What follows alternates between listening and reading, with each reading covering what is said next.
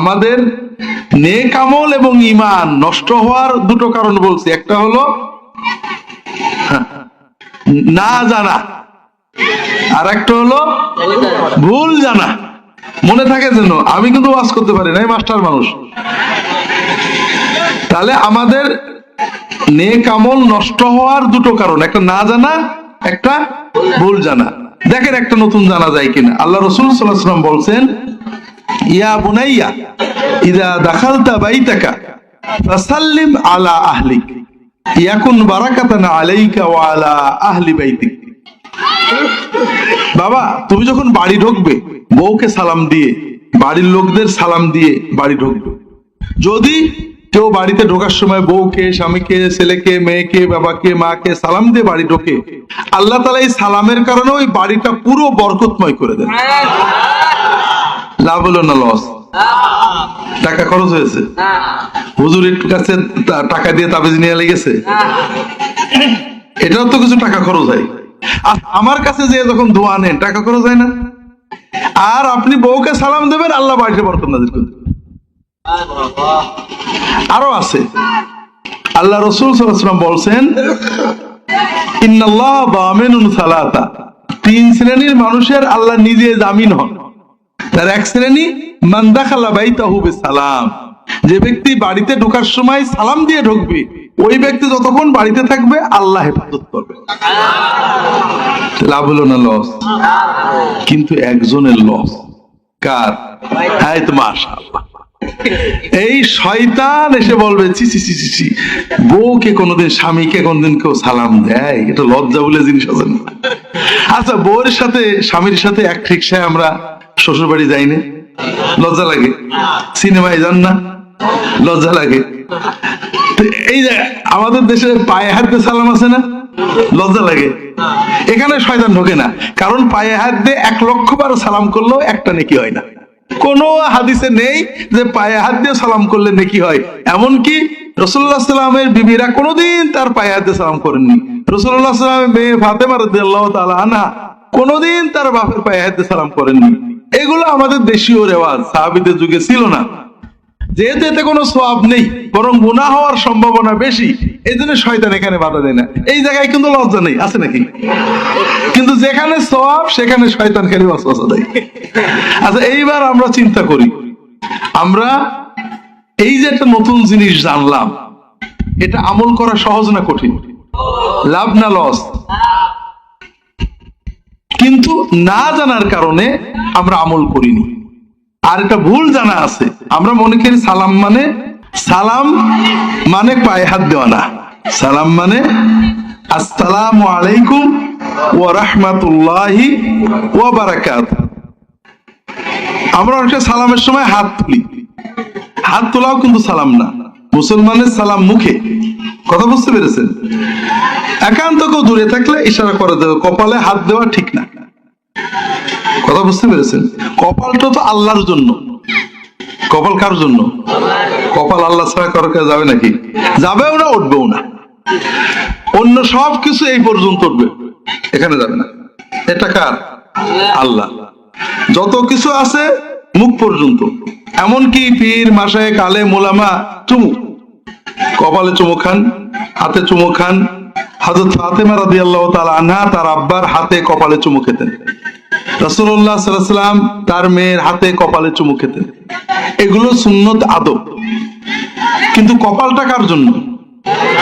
এই জায়গায় আর কিছু উঠবে না কিন্তু, খবরদার।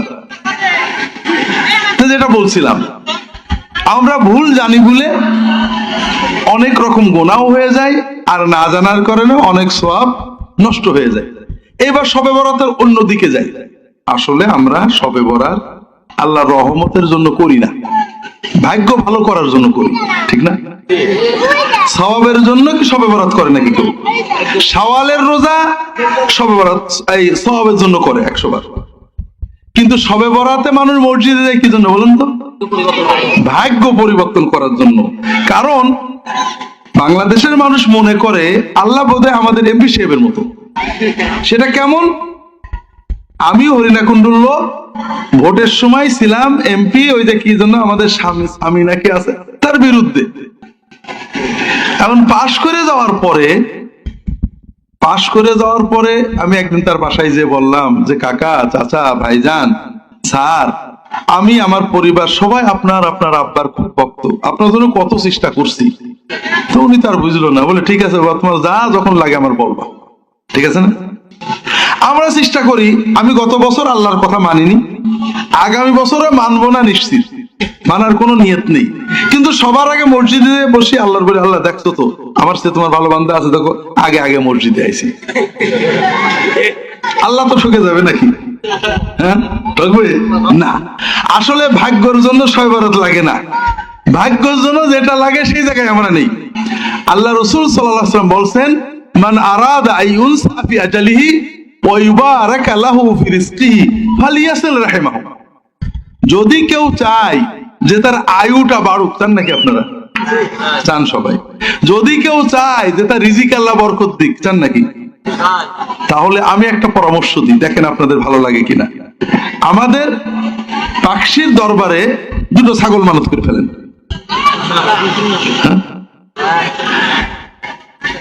পাকশিতে অথবা যে কোনো জায়গায় আমার সুন্নাহ ট্রাস্টে যদি ছাগল দেন, টাকা দেন, নিয়ত হয় যে দিনের একটা জায়গায়, একটা ভালো জায়গায় টাকা দিলে আল্লাহ খুশি হবে। কে খুশি হবে? এটা সওয়াবের কাজ, এটা খারাপ না। আর যদি দেন যে হুজুর খুশি হয়ে আমার দিকে একটু নেক নজর দেবে, তাহলে এটা শিরক। নেক নজরের মালিক কে? কথা বোঝেন? এখন আপনারা যদি মনে করেন ইউনূস আলাইহিস সালাম মাছের পেটে পড়ছিলেন, নজর দিছিলেন কে? না কোনো হুজুর? হ্যাঁ, ইব্রাহিম আলাইহিস সালাম যখন আগুনে পড়ছিলেন, নজর দিছিলেন কে? আমাদের নবী যখন গাড়ে হেরাইছিলেন, তখন নজর দিছিলেন কে? এখন আল্লাহর নজর কি নাউজুবিল্লাহ দুর্বল হয়ে গেছে কিনা? এখন আর কার নজর লাগবে? আল্লাহর নজরে চলবে না? চলবে। তাহলে বুঝতে পেরেছেন যে আপনি পাকশির দরবারে, ফুরফুরার দরবারে, আস-সুন্নাহ ট্রাস্টে যদি টাকা দেন, সহযোগিতা করেন আল্লাহর জন্য, আল্লাহকে খুশি করতে, এটা সওয়াবের কাজ, এটা ভালো। আর যদি আমাকে খুশি করতে, আমি আপনার ভালো করে দেব, তাহলে এটা শিরক। কিন্তু কোরআনে হাদিসে কোথাও নেই কোন হুজুরের হাদিয়া দিলে, কোন মাদ্রাসা, মসজিদ, মক্তবে দান করলে বিপদ কাটে। বিপদ কাটে, আয়ু বাড়ে, বরকত হয় কয়েকটা কারণে। এক নম্বর, এই হাদিসে রাসূল কি বলছেন? যদি তুমি চাও তোমার আয়ু বাড়ুক, যদি তুমি চাও তোমার রিজিক বাড়ুক, তাহলে পিতা মাতা, বাপ মা এবং বাবা মায়ের মাধ্যমে যে আমাদের আত্মীয়, রক্ত সম্পর্কের আত্মীয়, মামা, চাচা, খালা, ফুফু, মামাতো ভাই, খালাতো ভাই, মামাতো ভাই, যদি কেউ তার বাবা মা এবং বাবা মায়ের মাধ্যমে পাওয়া রক্ত সম্পর্কের আত্মীয়দের আত্মীয়তা রক্ষা করে, বাবা মায়ের খেদমত করে, আল্লাহ তার আয়ু বাড়িয়ে দেবেন, রিজিকও বাড়বে। আমরা না জানার কারণে এবং ভুল জানার কারণে এই নিয়ামত থেকে বঞ্চিত হচ্ছি। নিয়ামত থেকে বঞ্চিত হচ্ছি না, আল্লাহর গজবে পড়ছি। সেটা কি? আল্লাহ রাসূল সাল্লাল্লাহু আলাইহি ওয়াসাল্লাম বলছেন, মা মিন যামবিন আজদারু আইয়ুআজ্জিলাল্লাহু লাহুল ইকাবা ফিদ দুনিয়া মা মা ইয়াদখিরু লাহু ফিল আখিরাতি মিনাল খাতিয়াতি ওয়াল বাগি। আল্লাহ অধিকাংশ গুনার শাস্তি দেবেন আখিরাতে, দুনিয়ায় না। কিছু কিছু গুনার শাস্তি আল্লাহ দুনিয়ায় দেবেন, আখিরাতে। এগুলোর ভিতরে সবচেয়ে কঠিনতম গুনাহ হলো দুটো। একটা হলো পিতামাতা এবং পিতামাতার মাধ্যমে পাওয়া আত্মীয়দের সাথে সম্পর্ক নষ্ট করা। এর গজব আল্লাহ দুনিয়াও দেবেন, আখিরাতেও দেবেন। আর একটা হলো কারোর উপরে জুলুম করা, এর শাস্তি আল্লাহ দুনিয়ায় দেবেন, আখিরাতেও দেবেন। এখন আপনি যদি বাবা মায়ের সাথে খারাপ ব্যবহার করেন আর শবে বরাতে অনেক কাঁদেন, কোনো লাভ হবে? আপনি আপনার হাদিয়া, আপনি বিপদে পড়ে হাদিয়া নিয়ে আমার কাছে চলে গেলেন, কিন্তু বাবা মার কাছে গেলেন না, লাভ হবে? ইমানও যাবে, দুনিয়াও যাবে, আখিরাত। আমার কাছে কেন যাবেন পরে বলবো, কিন্তু বরকতের জন্য, কল্যাণের জন্য, আয়ু বড়ার জন্য, বিপদ কাটার জন্য কার কাছে যাইতে হবে? আল্লাহর কাছে যাইতে হবে। দুনিয়ায় হাদিয়া নিয়ে কার কাছে যাইতে হবে? হ্যাঁ, আসল বাবা, পাতানো বাবা না, দয়াল বাবা না, আসল বাবা।